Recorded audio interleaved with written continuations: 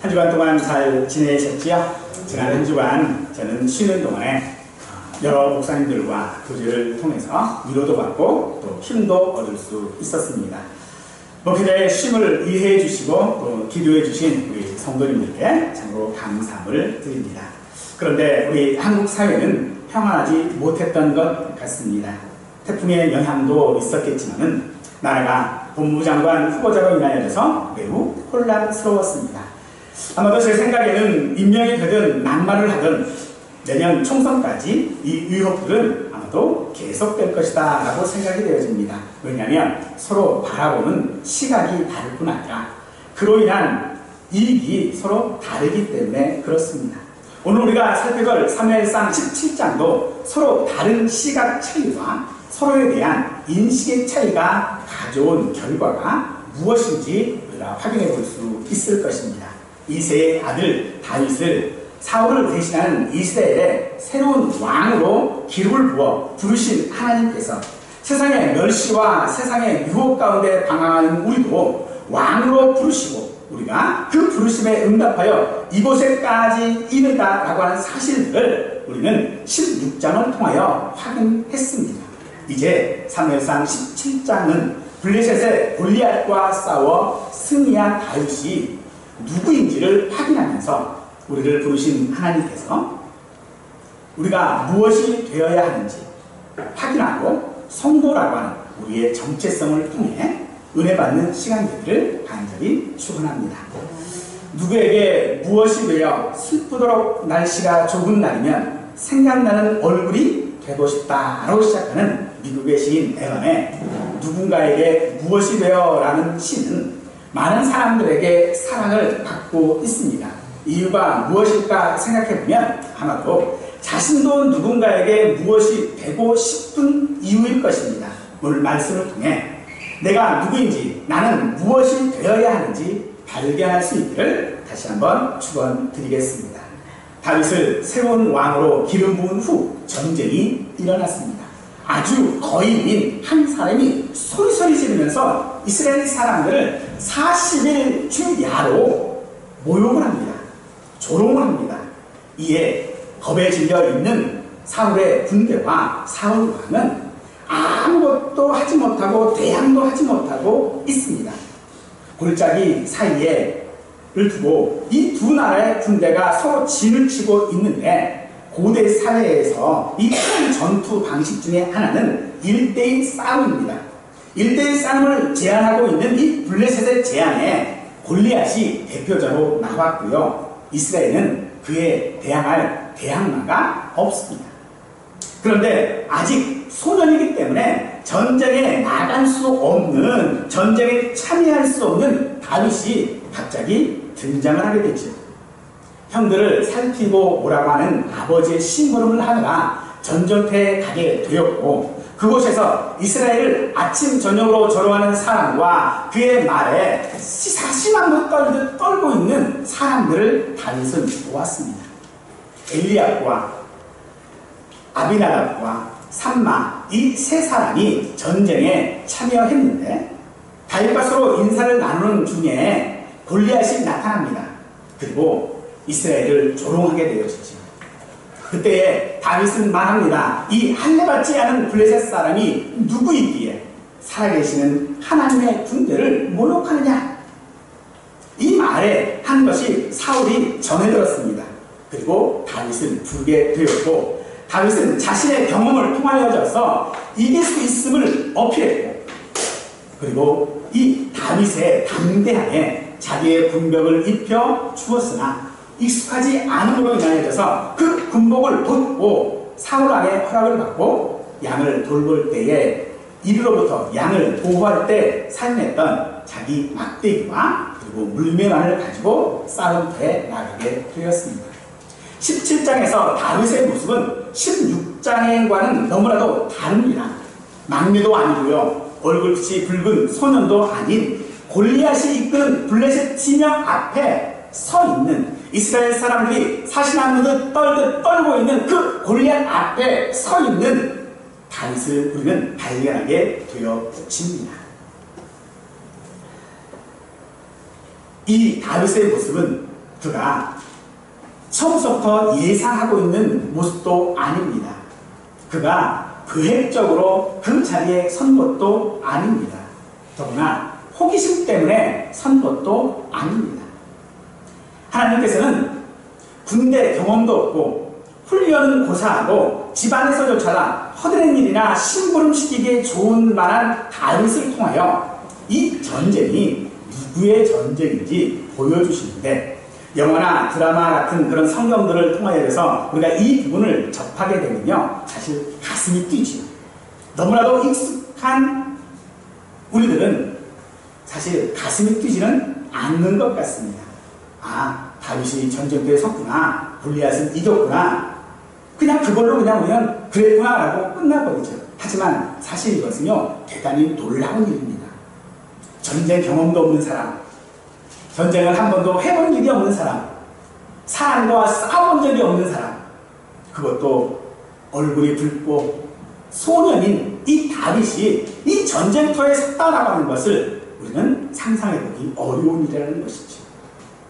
우리를 구원하시는 것, 우리가 예수를 믿게 된 것도 사실은 기적과도 같은 일임에도 우리는 참 그 일에 놀라지 않는다라는 것도 너무나도 신기한 일일 수밖에 없을 것입니다. 이 모습을 성경은 이렇게 이야기하고 있지요.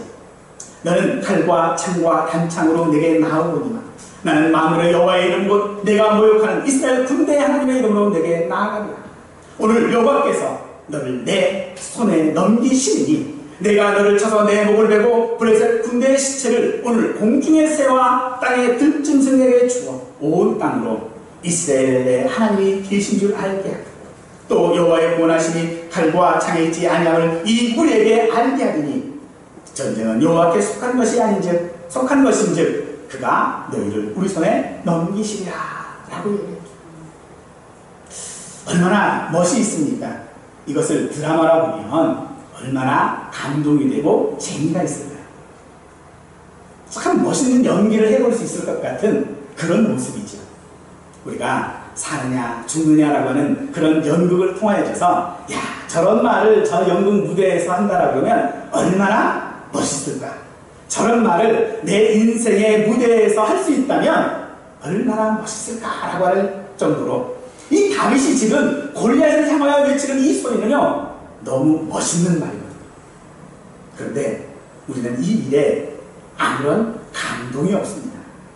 결국 40일 동안 이스라엘을 모욕하던 이 골리앗은 다윗이 던진 물맷돌이 그의 이마에 박혀 쓰러지고 다윗이 달려가 그 골리앗이 차고 있었던 칼을 때려 골리앗의 머리를 뱀으로써 이를 본 블레셋 온 사람들은 다 도망하게 바꾸고 이스라엘은 그 뒤를 쫓아감으로 이 전쟁에서 승리를 하게 되어집니다. 골리앗은요, 가드라는 곳에서 출생한 사람입니다. 이 가드가 어떤 곳이냐라고 하는 것을 살펴보니 여호수아에서 보니까 가나안을 점령하고 전쟁을 끝낼 때에 여호수아서 11장 22절에 보니 가드와 가사와 아스도데만 약간 남았더라 라고 하는 끝맺음을 우리가 볼 수 있습니다. 이곳은 가나안 땅의 전체 비율로 보자면 1% 내지 2% 정도에 불과한 그까짓 것 남겨둬야 아무런 영향이나 위협이 되지 않았다는 것이죠. 바로 아무런 영향도 또 위협도 되지 않을 1%에 불과한 그 땅에서 지금 이스라엘을 벌벌 떨게 만드는 골리앗이 태어났다는 것이죠. 하지만 이 가나안 정복 전쟁은 신의 논리에 의한 전쟁이 아니지요. 이 전쟁은 하나님께 속한 전쟁이었습니다. 힘으로 했다면 이스라엘은 감히 생각하지도 못할 전쟁이 바로 이 가나안 정복 전쟁입니다. 이스라엘은 광야에서 지냈던 사람들입니다. 광야에서 가나안 땅을 들어갈 때에 그 들어간 사람들의 대부분은 여호수아와 갈렙을 제외하고 나머지 사람들은요, 다 어떤 사람들입니까? 광야에서 태어난 사람들입니다. 기껏해야 나이가 최고 많아야 40세입니다. 전쟁을 해본 적이 있습니까? 어떤 문화를 배워본 적이 있습니까? 아무것도 할 줄 모르는 사람들이 그들입니다. 그런데 그들이 생각할 때 이 가드 사람들, 또 가사 사람들, 아스돈 사람들은요, 전혀 위협이 되지 않았어요. 전쟁도 할 줄 모르는 사람들에게 위협이 되지 않을 존재. 그들에게서 그 별것 아니고 같은 그 가드와 가사와 아스돈의 일부를 그들이 남겨놓았는데, 그것은 진멸하라라고 하는 하나님의 본래의 뜻을 오해하고 역황한 그 결과가 오늘 골리앗이라고 하는 이 사람 앞에 나타나게 되어진 것이지. 거기에 그들의 문화와 풍습은요, 이스라엘에게는 너무나도 신세계 같습니다. 광야에서 늘 만나만 먹던 사람들이거든요. 광야에서 늘 봐야 사막의 그 모래밖에 보지 못했던 사람들에게 이 가나안 문화는요, 신세계일 수밖에 없겠죠. 자신이 경험하지 못했던 것들이거든요. 더군다나 그들이 섬기는 신마저 너무나도 위대해 보였던 것이죠. 아마존에 가면요, 원시 부족 가운데 한 부족들이 있습니다. 아마존의 그 원시 부족 가운데 지금도 그 원시 문화를 그대로 가지고 있는 이 부족이 하나가 있는데, 이 부족이 어느 날 그 주변에 수력 발전을 위한 댐이 건설되게 되었습니다. 근데 그 땅이 부족 땅이잖아요. 그래서 이 정부에서 그들에게 보상을 해줬어요. 근데 지금까지 다른 아마존 뭐 이런 민족들에게는 보상할 때에 어떤 현물로 보상을 해줬거든요. 땅을 준다든지 집을 지어준다든지 어떤 뭐 이런 것들을 해서 주었는데, 유일하게 이 족속, 이 원시 부족에게만은요, 돈으로 줬어요. 돈으로 보상을 해준 거예요. 그러니까 돈이 생기니까 이 사람들이 그 돈을 어디다 쓰겠어요? 자기 부족에서 쓸 데가 없잖아요. 그래서 그걸 가지고요, 문명사회로 나갑니다. 그래서 문명사회에서 좋은 것을 사가지고 거야. 자동차도 사고 그러고요. 특히 뭘 사가래? 밀가루와 설탕을 사서 줍니다. 그리고 거기에 아이들은요, 과자를 사가지고 들어왔어요. 그랬더니 이 부족이 이 문화를 그대로 가지고 있었음에도 불구하고 변화가 생기기 시작했어요. 그 변화가 뭔지 아세요? 비만인 사람이 생긴다는 거예요. 지금까지 이 원시 부족은요, 근육질이었어요. 다. 남자든 여자든 근육질, 사냥을 하고 해야 되기 때문에 근육질 사람이어서 비만한 사람이 없었어요. 그런데 돈이 생기고 나서부터 그들의 문화가 바뀌어버렸죠. 비만한 걸로. 그리고 남자들은 여전히 근육질인 것 같지만 물근육. 배가 나오기 시작했다. 우리에게 있어서의 그들이 그 맛을 보는 게 뭐죠? 인공적인 단맛과 비교할 수 없는 어떤 MSG의 매력에 그들이 빠져버린 것이죠.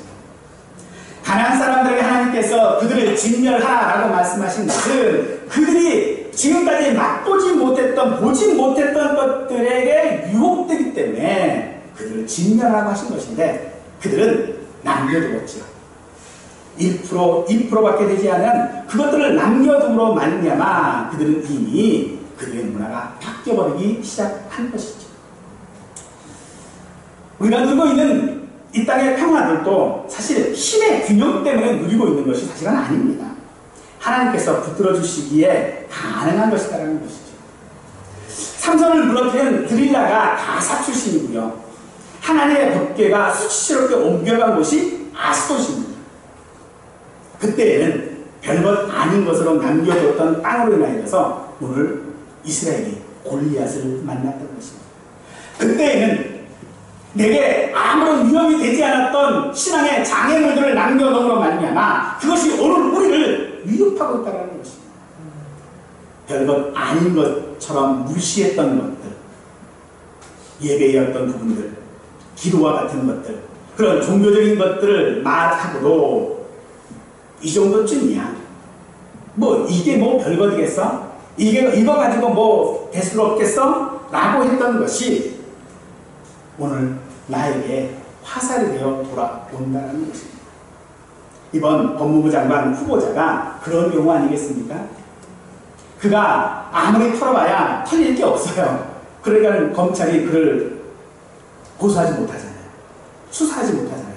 누구만 해요? 주변 사람들만 하고 있잖아요. 그 이유가 뭘까요? 털어서 사는 게 없거든요. 그럼에도 불구하고 그에게 그 모든 화살들이 돌아가는 이유가 무엇입니까? 예전에 남겨뒀던, 예전에 다 그랬어 라고 하는 것들, 그런 것들 때문에 지금 그가 그런 곤욕에 빠지는 것 아니겠습니까? 오늘 우리의 신앙에도 마찬가지입니다. 우리의 신앙도요, 별것 아닌 것이라고 하는 것들에 대하여 무시하지 않기를 원합니다. 하나님께서는 우리에게 우리의 신앙을 방해하는 모든 것들을 진멸하라고 말씀하고 계십니다.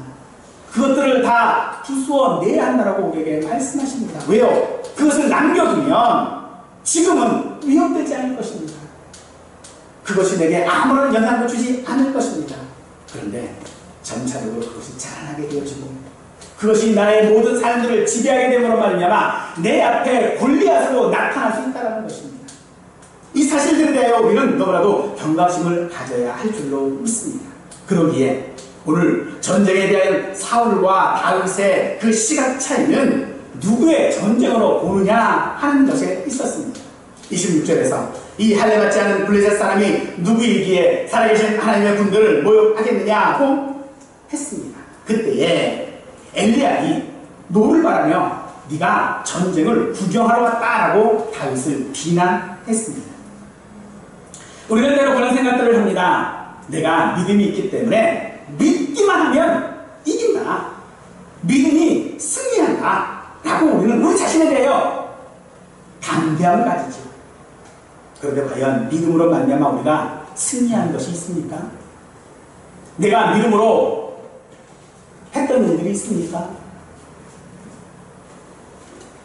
세상 사람들이 우리에 대하여 무엇라고 말합니까? 야, 믿으면 다냐? 교회 다니면 다냐? 교회 다니는 사람이 그러느냐? 믿는 사람이 그러느냐라고 하는 말들, 그런 비난들이 우리에게 쏟아지지 않습니까?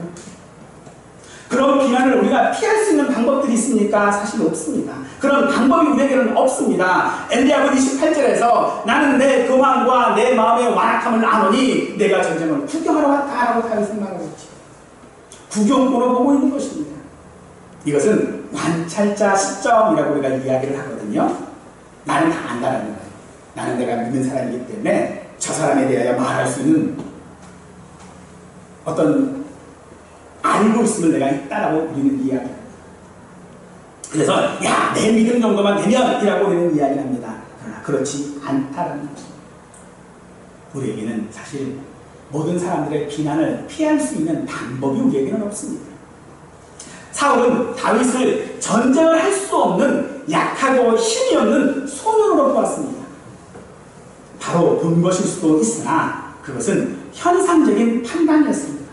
우리는 보이는 하나님이 아닌 보이지 않으시는 하나님을 믿는 자들입니다.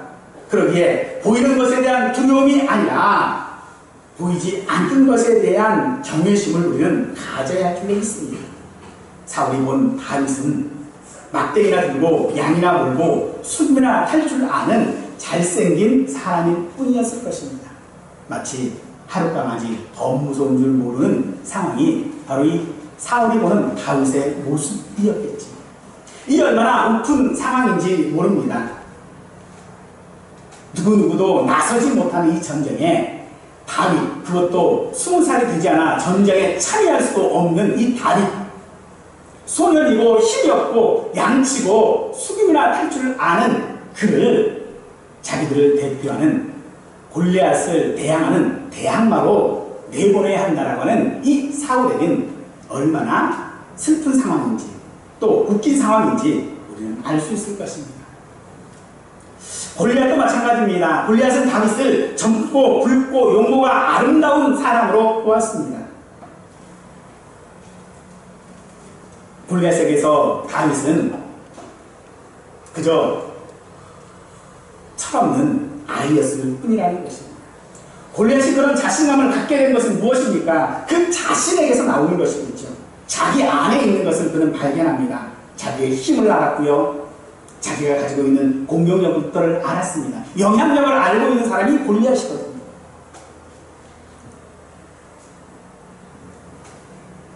세상이 갖고 있는 힘이 바로 그처럼 대단한 것인 줄 우리는 잘 알고 있습니다.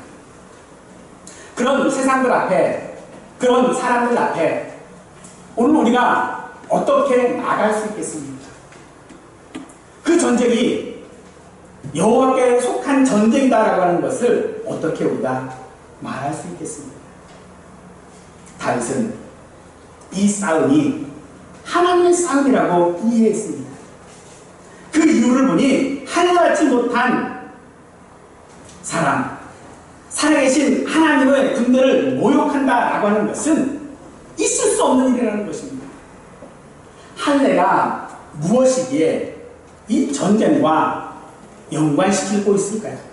할례는 간단합니다. 우리의 현실이 믿음과 어떤 관계인지를 말하는 것입니다. 할례는요, 우리가 하나님의 소유, 하나님의 것이라고 하는 표시입니다. 하나님의 것인 우리를, 하나님의 군대인 우리를 세상이 멸시할 수 없다는 것입니다. 모욕할 수 없다라고 단정 짓고 있는 것입니다. 이 이야기는 무엇입니까? 우리가 세상 앞에 비난받거나 세상 앞에 우린 믿음으로 인하여져서 공격받지 말아야 한다라고 하는 것을 말하고 있는 것입니다. 그런데도 불구하고 우리는 이 공격을 그대로 받고 있는 이유가 무엇입니까? 우리가 누구인지를 알지 못하기 때문이라는 것입니다. 우리가 할례받은 자인 것을, 우리가 믿는 자인 것을 알아야 한다라고 다윗은 우리에게 말하고 있는 것입니다. 그런데 오늘 이 이야기에 좀 이상한 면 하나가 있었죠. 이 싸움은 1대1의 대표자 싸움이었다고 했습니다. 지는 쪽이 종이 되는 것입니다. 그런 싸움에 막대기로 양이나 치고 구경삼아 전쟁터로 심부름을 온 다윗에게 골리앗 앞에 가도록 했다라고 하는 것은요, 사실 상식적으로 이해할 수 없는 일이죠. 다윗을 골리앗에게 보낸 후에 사울은 군대 사령관이자 자신의 조카인 아브넬에게 다윗이 누구인지를 묻습니다. 그러자 이 아브넬이 발끈하면서 전혀 모른다고 맹세를 하고 있어요. 아니, 저가 누구냐라고 묻는데 맹세까지 하면서 발끈하면서 모른다 할 이유가 뭐가 있겠어요? 그냥 나 모르는데요, 그러면 끝나는 것이지. 다윗이 그러할 때에 다윗이 골리앗의 머리를 들고 사울 앞에 오게 되어집니다. 사울이 묻습니다. 소년이여, 누구의 아들이냐? 사울이 다윗을 모르기 때문에 묻는 것일까요? 자신을 위해 수금을 연주함으로써 자신을 평안하게 해주었던 다윗을 직접 궁으로 불러들인 자가 바로 사울입니다. 거기에 다윗 골리앗 앞에 설 때에 이 다윗이 전쟁터에 와 있다라고 하는 이야기를 듣고 자기에게로 부른 사람 역시도 사울입니다. 다윗을 모르지 않았다는 것이죠. 다윗이 누구 아들이며 다윗이 어떤 자인지 사울이 분명히 알고 있었던 것입니다. 단순하게 사울이 저 블레셋 사람이 누구게 하나님의 군대를 모욕하느냐라고 하는 그 말을 했다고 해서 다윗을 불렀나요? 아니에요. 다윗이 이미 사울이 알고 있었는데 다윗이 전쟁터에 왔다는 이야기를 들었어요. 그러니까는 부른 거예요. 다윗이 여기 왔다고? 그래, 얼굴 한번 보자. 그러고 불렀어요. 불러왔더니 다윗이 하는 얘기가, 아니, 저 하나님의 군대를 모욕하는 저 사람을 가만두고 있으니까 내가 가서 싸우겠습니다라고 하는 거죠. 그랬더니 네가 뭘 싸워? 라고 합니다. 하지만 그럼에도 불구하고 그를 내보낼 수밖에 없었던 이유가 사울에게는 있다는 것이죠. 왜 그렇습니까? 사울이 다윗이 누구인지를 분명히 알고 있음에도 공개적으로나 어떤 이유에서나 골리앗과 싸워 이길 수 없다라고 하는 것을 분명히 알고 있으면서도 그가 다윗을 자기의 군복이라도 입혀서 내보내려고 했던 이유가 무엇입니까? 그가 누구인지 알기 때문이라는 것이죠. 그가 누구입니까? 바로 하나님의 것이다. 하나님께서 선택하신 왕이라는 것입니다. 그러기에 사울은 그를 내보낼 수밖에 없는 것입니다. 사울이 다윗을 모르는 것이 아니었다는 것은 누구의 아들이냐라고 하는 것을 묻는 것이 아니라 이름이나 학벌이나 경력을 묻는 것이 아니라 다윗의 정체성을 묻는 것입니다. 누구의 소유며 누구의 백성이며 누구를 위해 존재하는지를 묻고 있는 것입니다. 여러분의 정체성은 무엇입니까? 예배하고 기도하고 헌신하고 한 가정의 가장으로서 또 사회의 일원으로서 우리 새꿈교회 공동체의 한 사람으로서 여러분은 누구입니까? 하나님께서 국가의 운명을 건 싸움에 다윗을 내보내신 이유, 이 싸움이 하나님의 싸움이고 할례받지 못한 사람이 하나님의 분들을 모욕할 수 없기 때문이다라고 한다면 다윗은 이렇게 고백하고 있습니다. 여호와께서 나를 사자의 발톱과 곰의 발톱에서 건져내셨은즉 나를 이 블레셋 사람의 손에서도 건져내시리라. 45절에 나는 만군의 여호와의 이름 곧 내가 모욕하는 이스라엘 군대의 하나님의 이름으로 나아간다 라고 그는 고백하고 있어요. 무엇입니까? 다윗은 자기 자신을 알고 있는 것이죠. 자기 자신이 왜 이 자리에 있으며 왜 자기 자신이 존재해야 하며 왜 자기 자신이 지금 골리앗 앞에 서야 하는지를 그는 알고 있습니다. 무엇 때문에요? 자기가 하나님의 이름, 하나님의 것, 바로 하나님의 새로운 왕이기 때문에 그렇습니다. 다윗은 하나님을 위한 왕으로 기름 부음을 받았습니다. 그러기에 지금 하나님의 이름, 즉 하나님을 위하여 나아가고 있는 것입니다. 이것이 우리가 세상 앞에서 세상과 싸울 때에 우리의 신앙의 고백이 되어져야 할 줄을 믿습니다. 세상이 우리를 향하여 비난하고 세상이 우리를 조롱할 때 우리는 하나님의 이름으로 그들 앞에 서야 한다는 것입니다. 내 믿음이 무엇이냐라고 물을 때에 나는 하나님을 믿는 자다라고 하는 것을 말할 수 있는 자가 되어져야 한다라고 말씀하고 있는 것입니다. 나를 위해, 가족을 위해서, 어떤 대가를 위해서가 아닌 하나님을 위해서 하나님은 우리를 사용하시고 계시다라고 하는 것을 믿으시기 바랍니다. 우리 하나님을 믿는 우리 성도들은요, 세상과 어떤 스펙으로 싸우는 자가 아닙니다. 우리는 내가 누구인지를 아는 것으로 싸워야 한다는 것입니다. 강화도에 가면 초지진이라고 하는 곳이 있습니다. 신묘 양요로 시작된 우리나라가 개화를 시작한 곳이 바로 그곳인데요. 1871년에 미국의 한 함선이 이곳에 와가지고요 2시간 동안 함포로 사격을 합니다. 그러니까 그 지역이 완전히 초토화 되버렸죠. 이때에 그들이 그 초지진에 상륙하고 난 다음에 미군의 한 대령은 그의 일기에서 이렇게 기록해놓고 있었습니다. 조선군은 낡고 뒤떨어진 무기를 가지고 미군과 맞서 용감하게 싸웠고 그들의 진기를 사수하다가 죽어갔다. 아마도 우리는 가족과 나라를 위해 그처럼 장렬하게 싸우다가 죽은 군인을 다시는 찾아볼 수 없을 것이다. 그러면서 그는 일기 마무리에 이렇게 기록하고 있습니다. 우리는 이겼지만 패했다. 이겼지만 패했다라고 말하는 거지. 여러분, 이들이 가족과 나라를 위해 싸워갈 때 그들이 누구였습니까? 그들은 아버지였고 그들은 백성이었습니다. 오늘 우리가 세상과 싸울 때에 우리는 누구입니까? 세상의 한 사람입니까? 세상 가운데 살고 있는 그저 한 사람이 아니라 우리는 하나님의 자녀요, 하나님의 성도입니다. 우리 세상이 우리를 맹렬하게 공격을 퍼부었다 할지라도 그 세상이 우리를 향하여 비난하는 그 조롱을 우리가 대항하지 못한다 할지라도 우리는 여전히 하나님의 성도입니다. 하나님의 것입니다.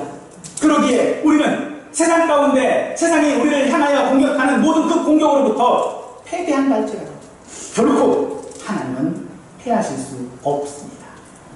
왜냐하면 우리가 하나님의 것이 되기 때문에 그렇습니다. 세상의 무기는 우리를 위협하고 두렵게 할 칼과 창과 단창이지만 우리의 무기는요 물매나 막대기가 아니라 하나님의 이름입니다. 아멘. 이것이 우리에게 전신 갑주입니다. 에베소서 6장 11절 이하의 말씀은 이렇게 말씀하십니다. 마귀의 경계를 능히 대적하기 위하여 하나님의 전신갑주를 입으라. 우리의 시험은 혈과 육을 상대하는 것이 아니오 통치자들과 권세들과 이 어둠의 세상 주관자들과 하늘에 있는 악의 영들을 상대함이라. 그러므로 하나님의 전신갑주를 취하라. 이는 악한 날에 너희가 능히 대적하고 모든 일을 행한 후에 서기 위함이라. 그런즉 서서 진리로 너희 허리띠를 띠고 의의 호신경을 붙이고 평안의 복음이 준비한 것으로 신을 신고 모든 것을 위해 믿음의 방패를 가지고 이로써 능히 악한 자의 모든 불화살을 소멸하고 구원의 투구와 성령의 곧 하나님의 말씀을 가지라 라고 말씀하셨죠. 우리는 세상의 무기로 세상을 이길 수 없습니다. 우리가 세상을 이기는 것은 하나님의 이름으로 이길 수 있습니다. 아멘. 보이는 것이 아무리 크고 두렵고 위협적인 존재라 할지라도 그것이 실제라 할지라도 온몸으로 제득해 보이지 않는 하나님 앞에서 아무런 문제가 되지 않을 것입니다. 정말 우리가 두렵지 않을까요? 정말 우리가 세상 가운데 승리할 수 있을까요? 큰 교회에 출석한다고 자신의 시당이 크다고 할 수 없는 것처럼 작은 교회에서 부흥했다고 그것이 또한 내 신앙이 되지 않는 것입니다. 우리는요, 때로 그런 욕심을 가지고 있어요. 믿음에 있어서 범생 같은 믿음을 가지려고 합니다. 그래서 누군가에게 내 실제적인 어떤 모습들을 통하여져서 그것들이 내 신앙인 것처럼 내 믿음인 것처럼 보이려고 합니다. 하지만 오늘 우리가 정말로 가져야 할 것들은 그것이 아니라는 것입니다.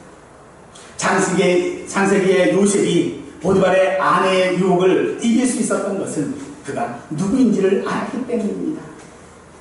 창세기 39장 9절 말씀은 내가 어찌 이 큰 악을 행하여 하나님께 죄를 지으리까?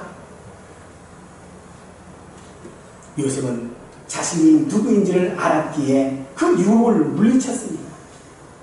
모세가 자신을 죽일 수 있는 바로 왕과 자신을 대적하는 백성들에게 나아갈 수 있고 그 앞에 설 수 있었던 이유가 무엇입니까? 자기 자신이 누구인지를 알았기 때문입니다. 출애굽기 3장에서 그렇습니다. 내가 누구에게 바로에게 가며 이스라엘 자손을 애굽에서 인도하여 내리리까? 요셉도 모세도 자신이 누구인지를 알았기에 그 위대한 일들을 해냈다면 오늘 누구의 아들이냐고 묻는 사울에게 다윗은 나는 주의 종 베들레헴 사람 이새의 아들입니다 라고 말하고 있지. 세상이 우리에게 소리 없는 질문을 합니다. 넌 누구냐? 누구냐 넌? 올드베이에 보면 유명한 명대사이지요. 자신을 15년 동안 감금했고 만두만 먹인 이유를 밝혀내는 내용의 영화인데 그 영화에서 묻습니다. 누구냐 너? 오늘 세상이 우리에게 묻습니다. 누구냐 너? 여러분은 지금까지 붙으시고 함께 하시는 분이 여러분에게 묻습니다. 무엇이라고 대답하시겠습니까? 나 자신의 몰골을 보면 우리는 자신있게 대답할 수 없습니다. 형인 엘리압의 본 다윗이나 사울 왕이 본 다윗이나 그리고 할례받지 못한 골리앗이 본 다윗은 결코 그와 같은 대답을 할 수 없는 자였습니다. 그러나 다윗은 대답했습니다. 나는 당신의 아들입니다. 나는 성도입니다. 나는 당신의 백성입니다 라고 대답하고 있습니다. 여러분, 이 대답이 우리의 대답되기를 간절히 원합니다. 어떻게 그렇게 다윗은 그렇게 대답할 용기를 가질 수 있었을까요? 그것은 다윗에게 하나님은요 현실이고 실제였기 때문에 그렇습니다.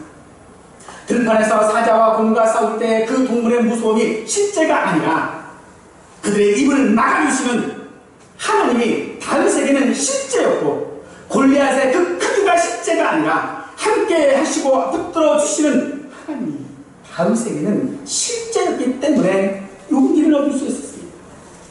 크기로 비교하고 가진 것으로 비교하고 권력과 지식으로 비교해서 믿음은 평가될 수 없습니다. 우리에게 기본기라고 하는 말이 있지요. 베이스라고도 합니다. 우리가 글을 읽을 수 있는 이유는요, 기역, 니은, 디귿, 리을, 가, 갸, 거, 겨를 알고 있기 때문이죠.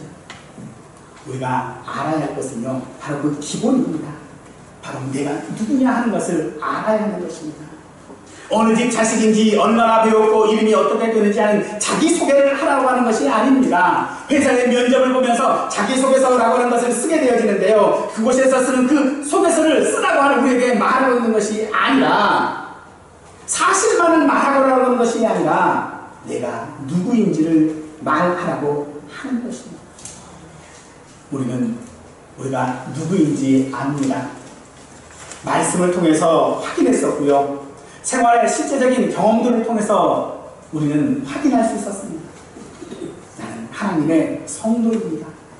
이 세상을 다스리는 자요 세력하고 번성해야 하는 사명에 있는 사람입니다. 하지만 이 확신이, 그 확인들이 날마다 요동치며 흔들립니다. 왜냐하면 그 확신을 확신할 수 없도록 자꾸 유혹하기 때문에 그렇습니다.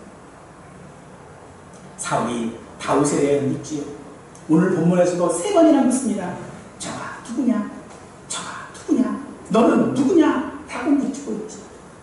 우리는 어떤 대상에 대해서 확실한 것도요, 자꾸 물으면 뭐가 돼요? 불안해져요. 세상이 그렇습니다. 세상이 우리의 믿음에 대하여 그렇게 묻고 있는 거예요. 너 정말 믿는 건 맞냐? 너 예전에 너 이랬잖냐? 그런데 너 믿는 건 맞아? 너 예전에 이런 잘못했지 않냐? 그런데 너 믿는 건 맞아? 세상이 그렇게 우리에게 묻고 있는 거죠.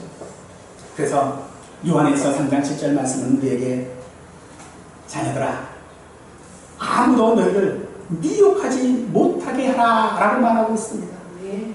여러분의 마음이 세상의 비난이 미혹하지 못하도록 하나님을 보시기 바랍니다. 아무리 봐도 별것 아닌 사람이 당당하게 살아가는 그런 우리의 모습을 보여주시기 바랍니다. 그러면요, 세상은 자존심 상해합니다. 당황합니다. 그렇죠 보면 그래서 우리를 더 괴롭히려고 할지도 모를 것입니다.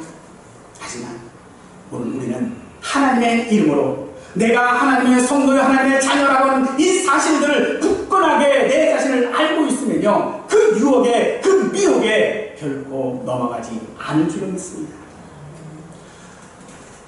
누군가에게 무엇이 되었다라고 하는 것은 자신의 존재 이유를 발견하는 것일 것입니다.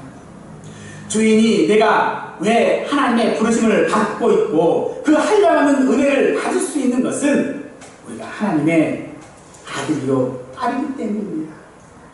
우리가 어디서 무엇이 되었던, 우리를 부르시는 하나님은 변함없이 우리를 사랑하시고 부르시는 하나님이십니다.